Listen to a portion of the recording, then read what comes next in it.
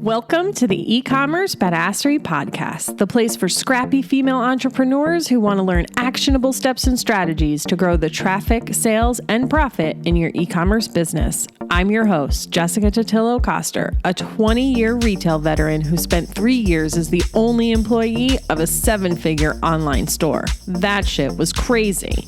I know exactly how it feels to do all the things, and I'm sharing everything I learned the hard way so you don't have to. I may have started this business by accident, but supporting badass bosses like you lights me the fuck up, and I am so stoked to see you grow. Are you ready, babe? Let's roll. Welcome back to the E-commerce Badassery Podcast. I'm your host, Jessica Totillo-Coster. Today's guest is Vanessa, founder of Tailor Made Polish, which is a DIY nail polish kit. She ships you the base liquid, the bottles, and the color pigments to mix your own vegan, cruelty, and 10-free nail polish color. You've probably heard me refer to her business a lot, actually, especially when I talk about the power of the post-purchase education email, because she basically created a brand new product that the market hadn't seen before. She's also been on quite the journey in her business. Prior to the pandemic, she was an in-person only business, and once she was forced to shut down, it was a mad dash to figure out how to keep going. Vanessa has tried all the things. First, she focused on D2C through her website, which proved to be pretty difficult when the customer struggled to understand what her product was. She had a private label division, then she ventured into wholesale, and now she's circling back to building up the e-commerce side of her business. Along the way, she's learned a ton of lessons, some of them hard, some of them expensive, but it has all brought her to the place she is today, which is with a successful business that runs like a well-oiled machine, gives her time to focus on her family, and still has so much room to grow. I loved catching up with her to hear how her business and outlook has changed over the last 3 years and the power that comes when you start trusting yourself and your instincts. Let's hop into the episode. Hey, Vanessa, welcome to the show. Thanks for having me, Jessica. I'm so excited that you're here. I'm so excited to catch up with you. As we were talking about before we started recording, I feel like I haven't seen or talked to you in so long. I know it doesn't feel that way for you because you're listening to my podcast. It's such a weird thing to be a podcaster who has people listening to them all the time. It doesn't sink in, but I'm so excited to share with the audience your story and how this business has evolved, because you are leaps and bounds from where you were when I met you. You've made so many pivots in your business. So let's start with the really obvious one of your business starting out as an in-person experience, and then COVID happened. Definitely. So we started at a studio in downtown Easton, Pennsylvania, and the concept was make your own nail polish. We had a few products and different things that we sold in the shop as well, but we hosted a lot of parties, classes, private parties, and we also did on-site events. So we traveled quite a bit. So we did the Hamptons and DC and Baltimore, and it was so much fun and we loved it. And it was really the bulk of our business was doing parties and things like that.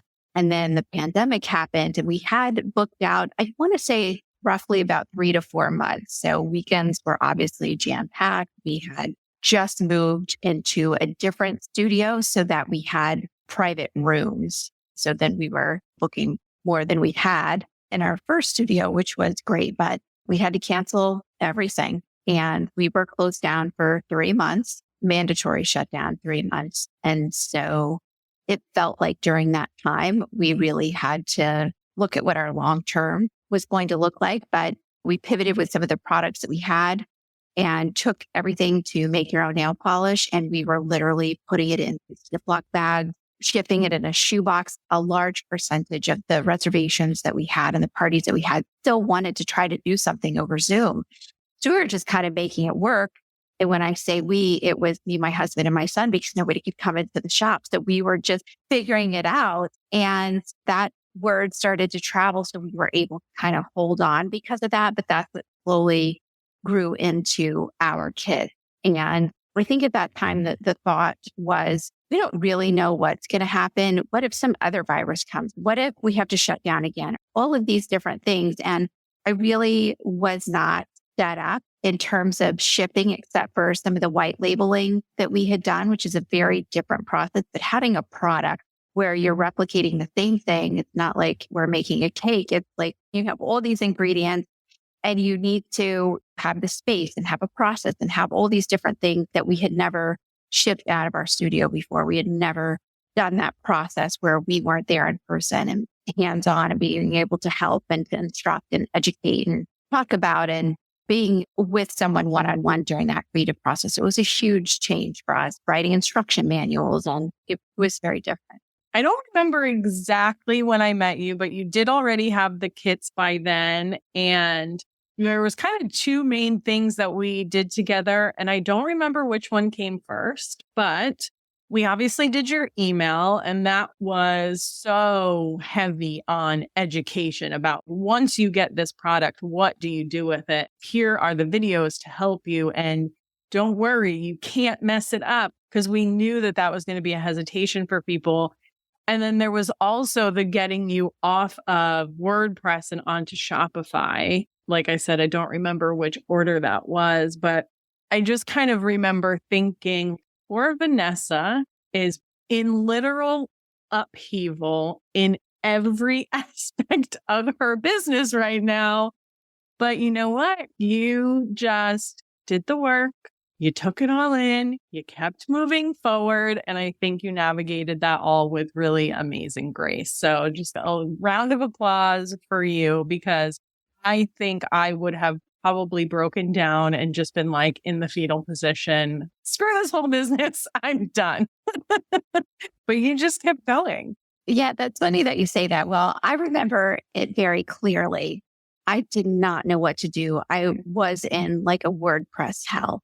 And I had tried to make another change. We did WordPress, and then I tried to get away from WordPress. And then the person that I got to work with, they're like, WordPress is the way to go. I promise it's going to be fine. And it definitely was not fine. It was not geared towards a product-based business. We did not have the integrations that we needed, but you were helping me with my email first. And that has been the best thing. I mean, that is the one part of the feedback that I get from our customers. Even today, we still have the kind of the same structure that we did with education and introduction and doing all those things. And people say how helpful that is and how much they love kind of that guidance through after they make their purchase. And that's what we do. But trying to keep our website up with even what we were doing on social, what we were doing with our emails, what we were doing with our products, we just couldn't keep up. And so the best thing you helped me with, you were like, you just got to do it. Once the holidays are over, here's how you do it. You had a training on it. And I sat for 3 days in a room between Christmas and New Year's. We stay with friends every year in Rehoboth Beach, Delaware. During that time off, we've been doing it for almost 20 years, I guess now. But during that time, I'm like, okay, I'll see you guys later. And I just bunkered myself. I got through it all. I did it. And it was hard, but I actually felt so much relief doing that, because we were finally able to be responsive in whatever was happening with the business and whatever we were putting on social media and whatever iterations we were making with our product. It was finally in my control. So if something didn't happen or something didn't go right, I was able just to fix it myself. And that's not always the position that you want to be in as somebody who's trying to lead the company. You don't want to get bogged down with that kind of stuff. But sometimes you have to have that basic understanding of what to do in case you're the one that has to do it. And it was so great because I knew of Shopify. I knew of all these other tools and things that we should or could be doing, and having to differentiate. Oh my God, I don't know. You hear this about WordPress, this about this thing, this about this integration. And I'm just trying to figure it all out. But that was absolutely hands down the best things I've ever done. I have this recollection of you being unable to even change banners out and stuff. And it's something that I hear from so many people. And WordPress and WooCommerce is not bad if you have the technical knowledge, the team, the bandwidth to keep up with it and all of that. And most small businesses don't. And so while you have to give up some things with a tool like Shopify, it frees you up to focus on the things that are actually going to grow your business. So I think that your story is a very common one, but you're there now and you got to start focusing on so many other things. And I remember too, in the beginning of the kits, really struggling with the e-commerce piece of it and trying to communicate what this product was and what it meant and how people could do it and all of that. And the time that I met you in person was actually at a trade show in New York City. I was so excited to have multiple clients be at this trade show. And I'm like, I am using this as an excuse to go home, visit some friends, meet some clients, but now it's a business expense. So that was awesome. But you started doing wholesale. Has that become a really big part of your business? Absolutely. And that was really part of what kind of kept us going. And wholesale last year was really great for us. And I think that starting when I met you in person at that specific trade show, that was our very first one. We didn't know what the hell we were doing. It was a complete and utter shit show. I mean, it was just our product wasn't right. This wasn't right. That wasn't right. There's so many things that needed to be improved, needed to be redone. We didn't have a process for anything. But I think that in my mind, and we've kind of talked about this before, my thing is a lot of people are afraid to try something or afraid to change. I'm not. I'm afraid of what's going to happen if we don't. So I'd rather jump in, figure it out. What's wrong? Let's try it. And I definitely had to go back with egg on my face. This product is wrong or this doesn't work right. And you have to figure it out. And now I'm very comfortable in my approach to wholesale. So I know there's different levers that I can pull. I can do in-person trade shows if that feels right for me with the season of my personal life too. I have a family and it's very important where that kind of took a back seat for a while in the beginning of my business. If I don't want to travel now, I know that that's not the only way that I can support my wholesale clients and get new wholesale clients. And so we have a process for that. And then it's great if you can travel and you have the capital to put into getting into wholesale or doing the show or whatever that might entail. But if you don't, there's an alternative. Or if you want to do both, you could do both. And it is a harder area because the margins aren't the same as direct to consumer. So that's what some people will say. I don't necessarily know. I guess I agree with it in some fronts that that's the truth. But for me, because I can go to a boutique owner or another business owner is going to be carrying my product, I can have that personal one-on-one relationship with them and grow that because we are so small. We don't have a representative or a team of people who can get that one-on-one or at least feeling like a one-on-one if we were doing kind of direct to consumer. And that's a whole different animal. And we kind of get swooped up and we should go that way. There's a ton of margin and there's all these easy things that you can do. Just have a website and make 30 reels in 30 days and it's good. You're going to grow like crazy. No, that's not what happens. But I think that I'm trying to figure out what's working for the business in terms of having our wholesale. It's more steady. You can plan for that. That feels right to me. And I like having those relationships with other business owners. And that's important to me. And then the other side of that with direct to consumer, it's nice because after their customers have purchased, they might reach out to you. They have a question. I'm not wearing gel nail polish anymore. I don't know what to do. Or can you help me? A business owner can't help them, but we can. And so that's been a more slow process for us. And we're trying to kind of react to that and also take the initiative to have education out there on that part of it. It's not just making the nail polish, which is where we were a couple of years ago.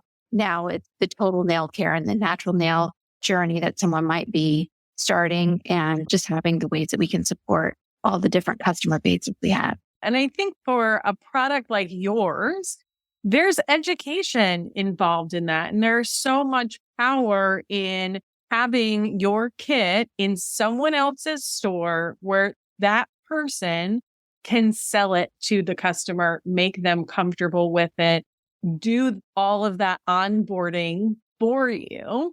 Then the customer creates, they love it, and then they can come back to your website to place the order. And I remember when we did your email, we got you on Shopify, and then it was like, how do we actually get people to come and buy this damn thing? And this is just how my memory works in general, by the way. I have all these little bits and pieces, but I don't really remember everything that went around it, led up to it, happened after it. Same thing with my childhood memories. I said to my mom, I'm like, I have this memory of eating soft boiled eggs with my great grandfather out of these little stands that you put the soft boiled egg in. And he had a finished basement and stuff. We lived down there. He said every morning he opened the door at the top of the stairs, called you up for breakfast, and you guys sat and ate that together. And I'm like, oh, that's like so much sweeter than the memory I have. But anyway, when you were trying to figure out how to sell this damn thing on the internet, and some of the advice that you heard was create a whole bunch of social content of every possible color that can be created and just post. And I remember talking to you and saying, don't do that. That sounds like a lot of work for not a lot of return. And I think at that point you had private label, and then obviously you went and you did the wholesale thing. But with a business like yours, especially, and just all the noise on the internet, how do you decide whose advice to take and whose advice to ignore? And how did you navigate your way to saying, let's go to a trade show and do some wholesale and see what happens? That's a great question.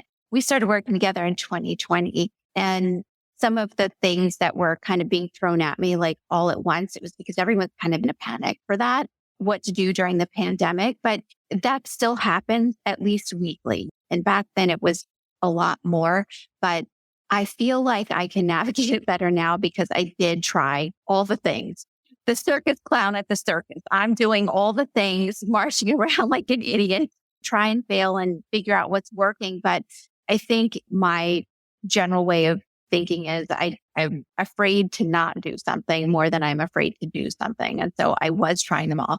Now doing that so many times, my gut kind of tells me a little more of how and what to do. But I think I'm in a very different place with my business where I was trying to figure out what we were going to be, who we were, how are we going to run this business? And then since then, that's not really the most important part to me. It's where am I going to be at in my life? How is the business supporting me versus the other way around? Because I was kind of all in and just focused on the business, but it's never going to be successful if it's not kind of aligned to my lifestyle, my family, what I ultimately want out of the business. What's the end goal? And figuring those things out are how I measure what I should or shouldn't be doing now. And so I need to know that I have a network, a place to go for resources. And it might be something I've done a million times. It might be something that I did one time and I don't remember, or I just need a reset, or I need kind of a reminder of what to do. But I always say, just go back to basics. It doesn't have to be that complicated. We're not recreating the wheel every month in our business or every quarter. And it kind of felt like that, trying to figure out your product.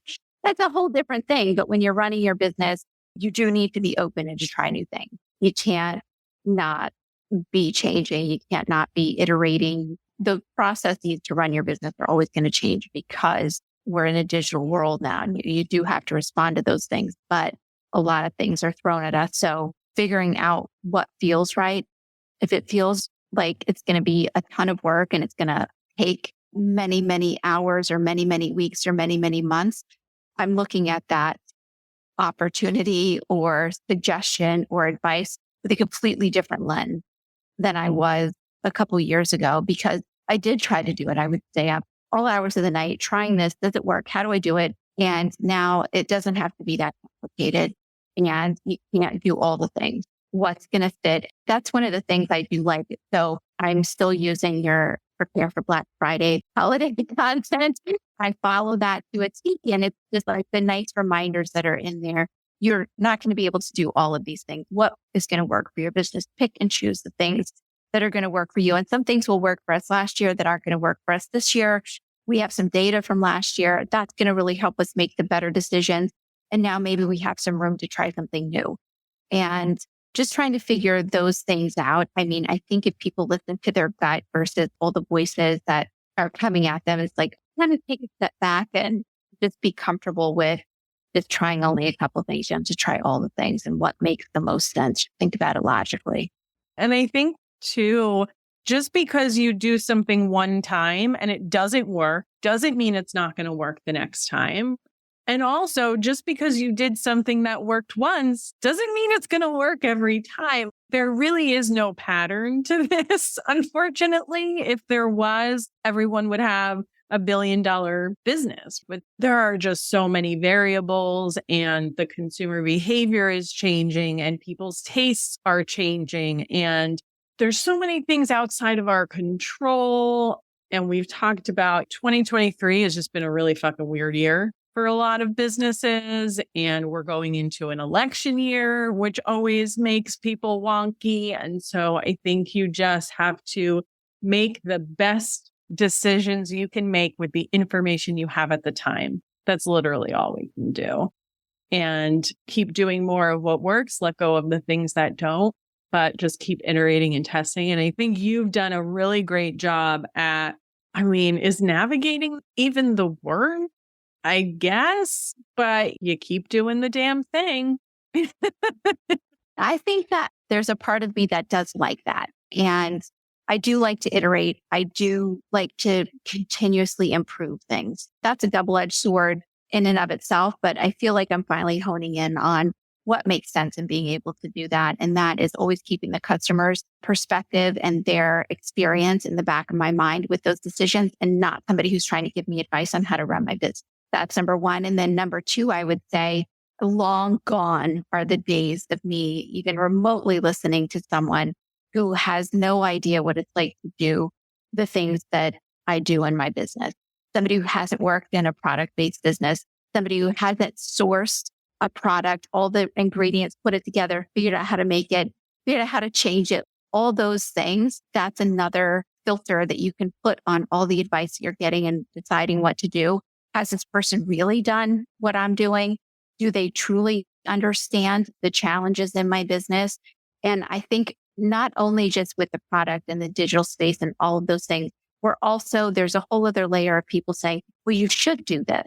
And that comes into place where people are talking about how you run your business and operations, how you manage your team, how you manage your staff, how you work with your vendors and your suppliers. And that is the one thing that I did just throw out the window after the end of last year. I'm not doing that. This is not working for me. It's taking away in other parts of my business. Our customers, the most important part, our product, and making sure it's a quality product that we want. And the way that we can do that and best support our team and best support our customers doesn't look like the traditional way of doing things. And those are things where you just have to break out. This is what we're doing. This is how we're doing it. And I think that freedom is part of why people become founders or business owners or entrepreneurs, is that's what they want. And 99% of the time, I think people realize unless you're setting your business up to do that, that's not what's going to happen. What's going to happen is you're going to run yourself into the ground with all the fucking things that you have to do. And it doesn't happen that way. But if you start to set it up that way, because with being shut down, people not coming into the studio and all these different dynamics changing, everyone's personal lives are changing too. Childcare was changing, costs were changing, they're going up. How can we support a staff? And we're a small business. And how can we support them in all the things that they're facing in their personal lives? People don't want to come in. Can we do our operations online? What does a work from home program look like for us? And so just being able to change with that, and our customers tell us that. And the different tools that we have to integrate both managing finances and operations, just like we manage talking to our customers. Maybe it's Zoom, maybe it's Instagram, all these different ways that we do that. It's not what you should be doing. It's what feels right in your business and for you. And it's important that, look, we're not all experts in everything. We don't necessarily have experience in everything. And there's always value in that outside person who has gone before you. But sometimes you have a really unique business, or you are facing a situation that literally no one has faced. The pandemic, no one in this lifetime has ever experienced something like that before. So all we can do is make our best fucking guess of how to approach it. But at the end of the day, you and your team, you are the ones on the front lines who really see what is happening. And I was just having this conversation with someone the other day. The reason why I hate corporate companies is because some Joe Schmo from the top comes in, has no idea what it's like to be on the front lines of this business. They just throw out bark orders that literally make no sense for the people who have to implement them because they forgot what it's like to be on the front lines, or maybe they never were. And so the people who are dealing with the day to day are the ones who really know what the business needs. And I think that it is so important that sometimes you just have to trust yourself, even if you think you don't know what the hell you're doing. Absolutely. And it sounds like you, over time, have developed that confidence that you do know what is right for you and your business. And it's just really exciting to see. And I even remember some little things. Was it you started printing stuff yourself or you stopped printing stuff yourself? I don't remember which direction it was, but I just remember even that little thing, that seemingly insignificant thing, made a huge difference on the overall efficiency of what you were doing. Yes. And that's a great example of just one of the things that people tell you, you don't have the expertise to do that in-house. I had no clue what to do with that piece of machinery. But what I did know was that I was at the mercy of somebody else's time and somebody else's cost in a market that was so unpredictable, was just going up and down. And for me to make money and to be able to depend on that, and someone's not going to come through with the printing. And sometimes that was because of the pandemic. Sometimes it was because of capabilities. And sometimes it was just all the costs started going up. And so you have to take a step back. And sometimes you're in it so deep, you don't do that. But then when you really take the time to take a step back, we brought all of our product labeling in-house. And it was my first quote unquote big girl purchase in my business where I really invested in a capital piece of equipment, and its timing was right. And we waited for 3 or 4 months for it to come. And even with that, I thought that I had to have an expert graphic designer on staff to be able to do that. And that printer was just going to be another employee running. When I look at the costs that we had, so say we were spending between $2,000 and $3,000 a month on all of the custom printing that we were doing to support our customers, our white label customers, and our own, we brought that in-house and it paid for itself in less than 4 months. But then we had an ongoing cost of a staff member there. That wasn't even needed, but this is what people are telling you. And so just kind of taking a step back, really, what does this need? What does the process really need to look like? And just really strip it back. And once you start to figure out those things, we're running like a well-oiled machine. We have so many more capabilities. And that was one of the things that I just think that started to open my eyes. I don't have to do this part of my business like everybody else is doing. Nobody else might want to bring this in-house or have that capability in-house, but it's working for me. And it's the number one thing that really changed my cost structure in 2021. And so when you look at things like that, they seem disruptive inside your business and it makes everyone a little bit uncomfortable because it is change. But once you get through it, it's like, this is what this looks like. This is what this feels like. And it's okay. We're okay. Everyone's still fine. And we just figure out how to move on and get to the next thing that we're doing. And you know what? For you, it worked out. And for someone else, it might not. And that's okay. There's always going to be somebody that you can re-outsource it to. Absolutely.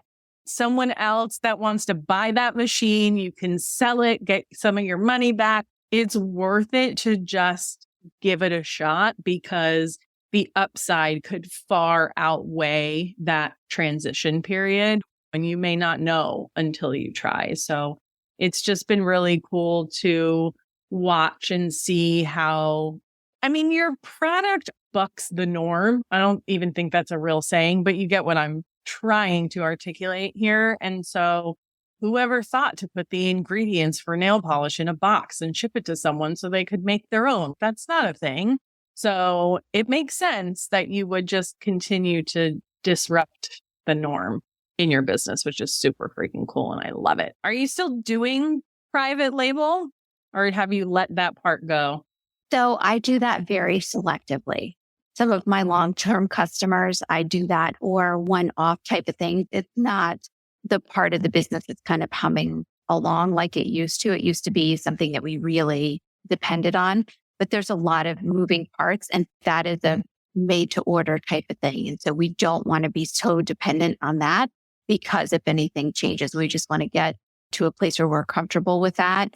And I love that part of what we do because to create something like that for somebody else, it's usually another small business or somebody who's doing something and it's so meaningful and you feel in a way a part of it and you're creating something. And I love that, but it's not something that for us as a business in kind of the direction that we're going that like can't be our bread and butter.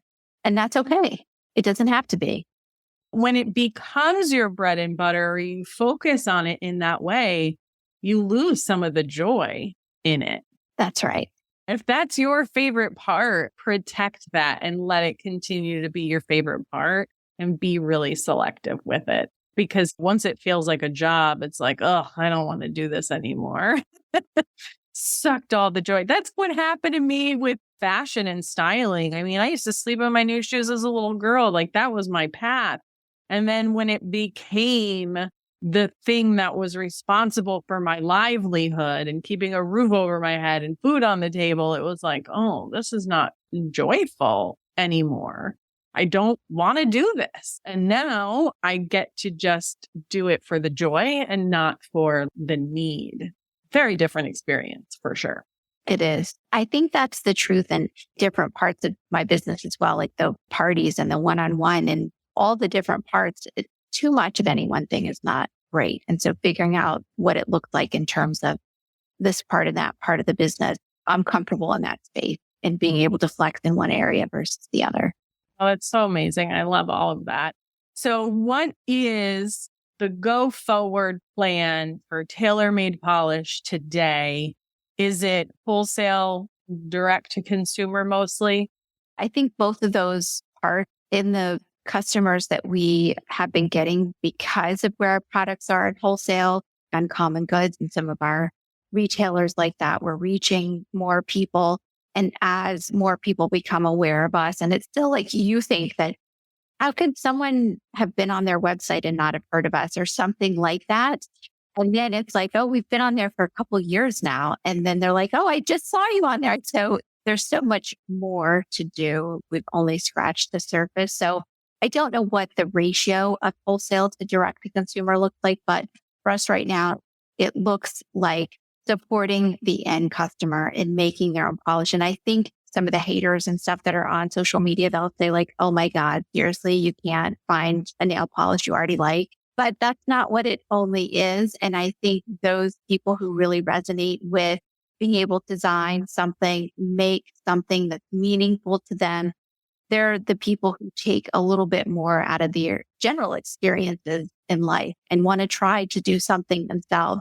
Like somebody who likes to cook, you could buy all of your food ready made if you want. But there's something to be said for the process of going through that and being connected to whatever you make, naming it.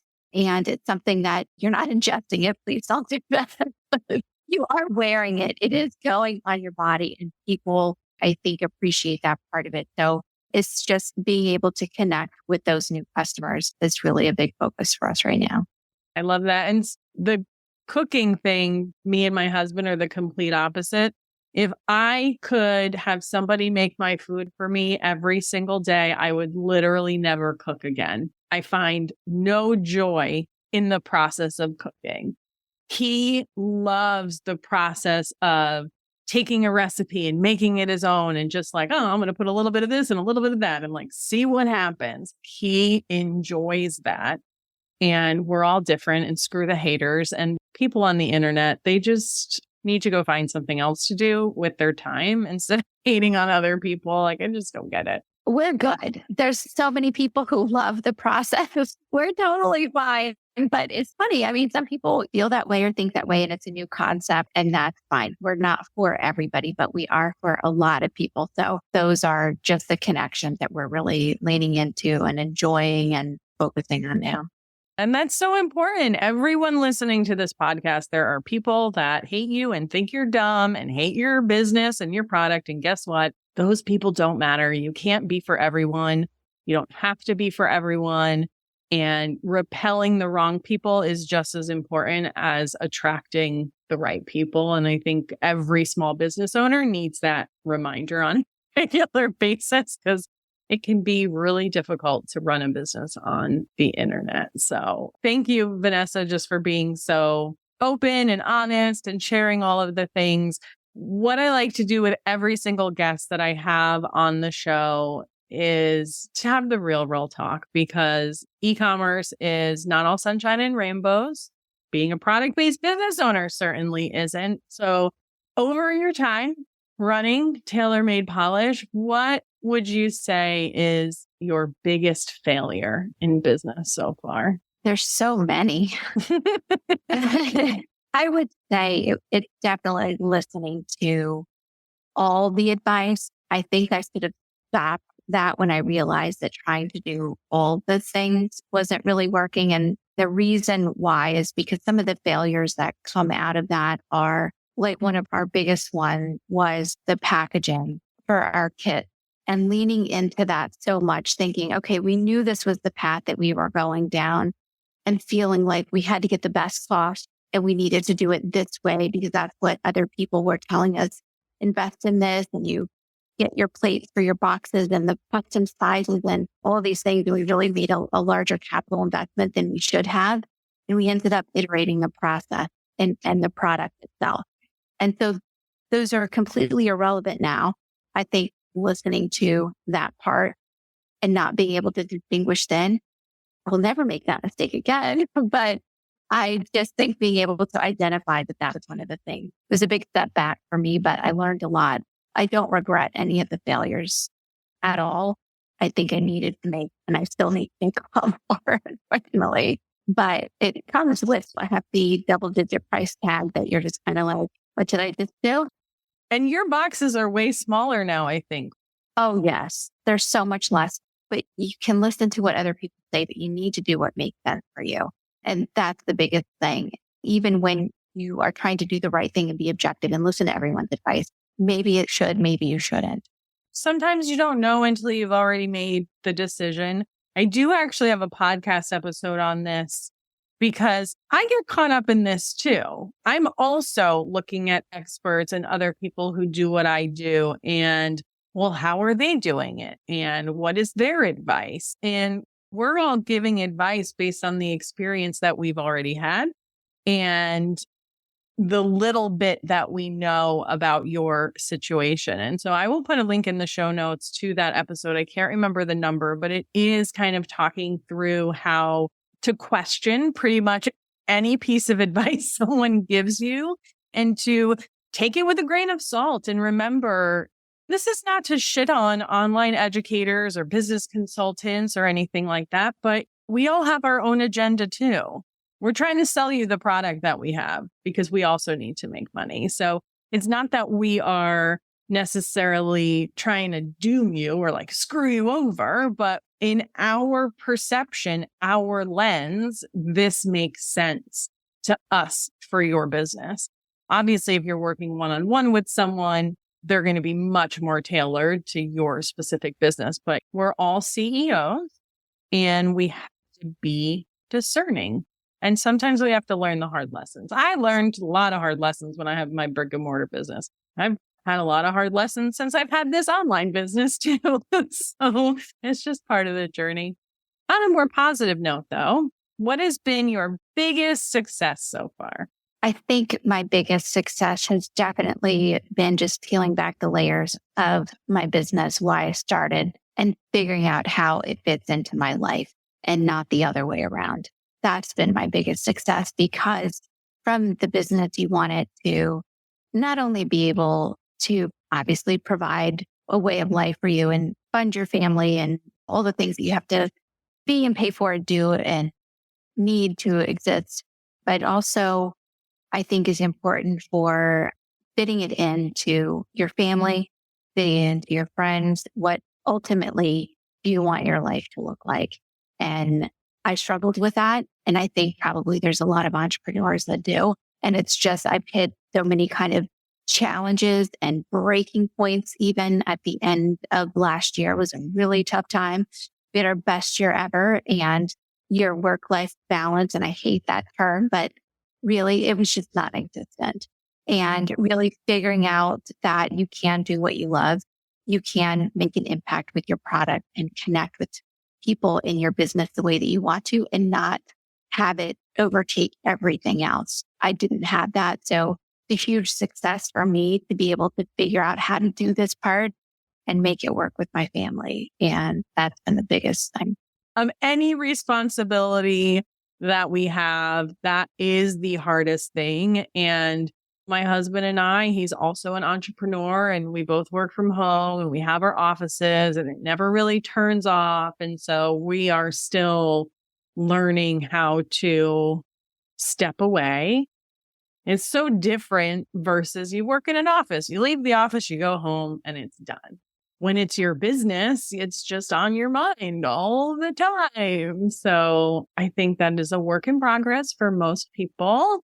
But I love that you are just figuring it out as you go. And in a few years, you'll be really good at it. So last big question here is, if you could give my audience one thing to take away from this episode, what is the most important thing you want them to remember from this conversation?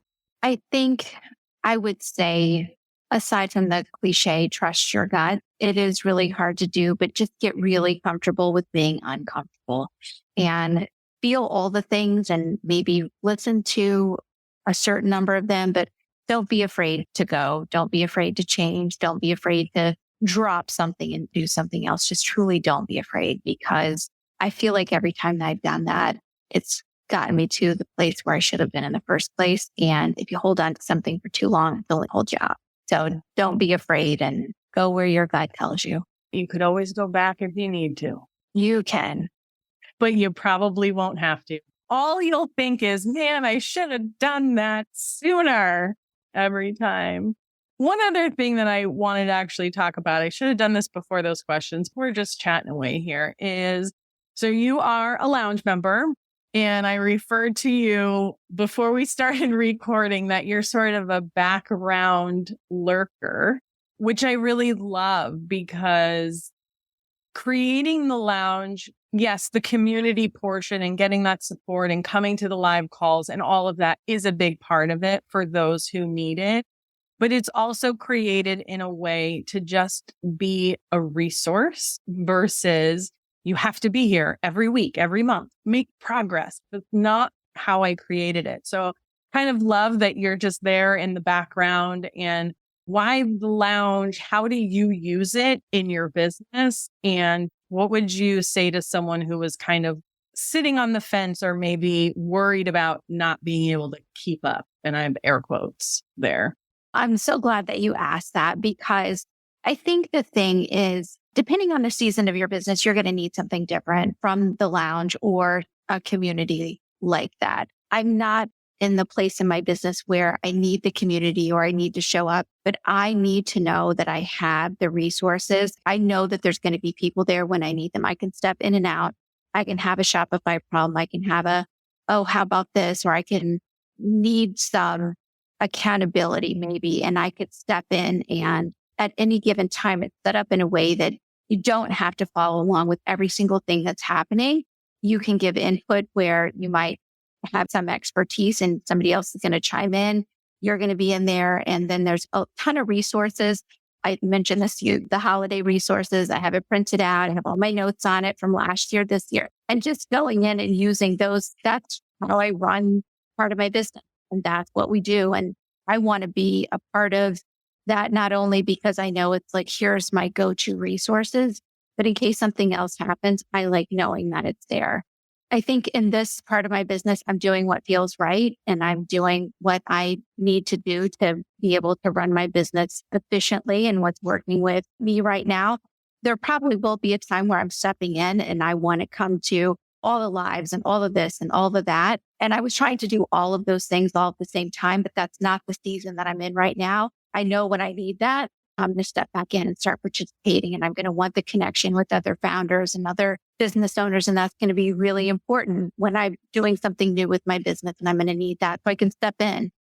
If I'm really busy and I'm doing something else in another area of my business that doesn't make sense for me to do that, I'm not going to. But I could be flexible with that in the lounge. And everyone's always so happy and friendly and good. And the resources are always there. It's an important thing to be able to recognize when you need what. Yes, we all need to take in information and we need to learn and we need to connect and we need to try new things. We don't necessarily need to do those things all of the time. And there are times when I'm like, I already know what I need to do. It's time for me to go do it because all of this learning is just keeping me from taking action. I need to take the action now. And maybe that's some of your military background that kind of helps you with that. But I just think you're really great at navigating what is right for you and your business today. So kudos to you, lady. Thank you for all your support these past few years. It's just been tremendous for my business. I absolutely adore you. I love the podcast. Oh, I love that. And it's just been really cool to watch you. And thank you for being so open about coming here and sharing. And I just think it's so important. And when I kind of put the word out to have people come on the podcast, I really didn't expect so many people to say yes. I was kind of blown away and it was super exciting. I was like, this is the perfect series to release in November where people can just get inspired and feel excited without feeling like, oh, I need to go implement this. Like, no, you don't. You just need to keep doing what you're doing. Get some inspiring stories, get yourself geared up, kick off 2024. So thanks for agreeing to do it. And can you let everyone know where they can find you? Where can they go buy their own, make your own polish kit? It also makes a really great gift as well. Tell us all the things. So you can find us at tailormadepolish.com. We are also on Amazon. So that's a new development. We haven't quite announced that yet. Heard it here first. You can follow us on Instagram at tailormadepolish also. And then I think we have a code for everyone too, for all of your listeners. I can't remember what it is. Yes, I have it listed here. And guys, I will have all the links in the show notes as well. It is Taylor with a Y, by the way, because it's a last name, not the word Taylor. And so you can get 25% off site-wide at tailormadepolish.com with code BADASS. So I will put all the links there in the show notes. It's a super fun project to do too if you have little kids. You had a lot of little girl parties. People used to do them in person. It's just fun, just like mommy-daughter bonding activity as well. And definitely go check them out. Thank you guys for hanging out with us on the podcast today. I really appreciate that you're here with me every week and have a kick-ass rest of your holiday. See you on the flip side, friends.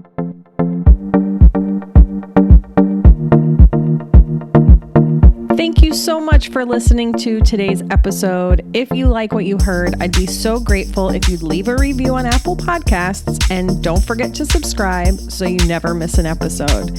And if you're looking to surround yourself with more product entrepreneurs who totally get your life right now, get your booty on over to the E-commerce Badassery Facebook group. Can't wait to see you there.